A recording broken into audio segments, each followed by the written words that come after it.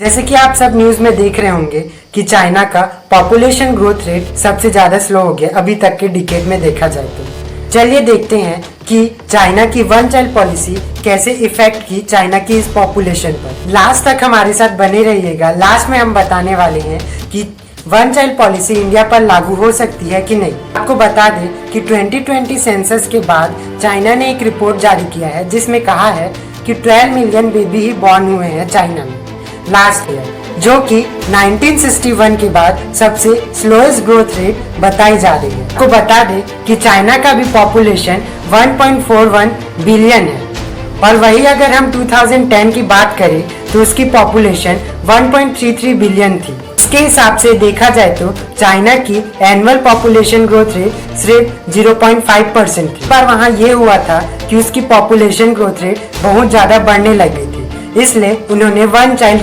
Policy लागू कर दी। अभी 2020 में देखा जाए तो चाइना की हालत ऐसी हो गई है कि 2020 में number of old age people ज्यादा हो गए हैं number of young age people के।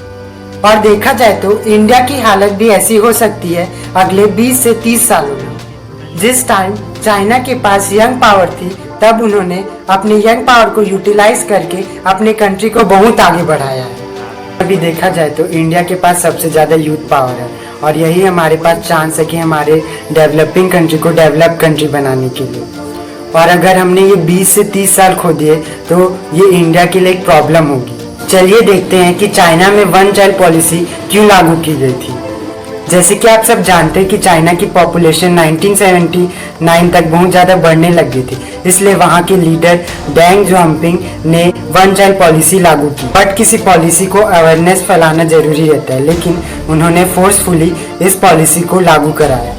अब हमारा सबसे बड़ा सवाल ये है कि इंडिया में क्या ये पॉलिसी लागू हो सकती है, अगर होगी तो इसके क्या इफेक्ट होंगे। आपको बता दें कुछ रिसर्चर्स का ये कहना है कि इंडिया में वन चाइल्ड पॉलिसी लागू नहीं हो सकती क्योंकि इंडिया एक डेमोक्रेटिक कंट्री है, यहाँ हम किसी को फोर्स नहीं कर सकते। और अगर ऐसा हुआ तो हमारी कंट्री में जेंडर इनइक्वालिटी और बढ़ जाएगी और पॉपुलेशन कंट्रोल करना ये हमारे सिटीजन्स के हाथ में है। कुछ रिसर्चर्स का ये कहना है कि हमारे पॉपुलेशन की पीक 2050 तक आएगी, उसके बाद डिक्लाइन होना शुरू हो जाएगी और 21,000 तक हमारी पॉपुलेशन 100 करोड़ रहेगी, क्योंकि इसका सबसे बड़ा मेन कारण है कि हमारी एजुकेशन और अवेयरनेस और बढ़ती जा रही है और हमारे पास अप्रॉक्स 2050 तक ये चांस है हमारी कंट्री को डेवलप कंट्री बनाने के लिए।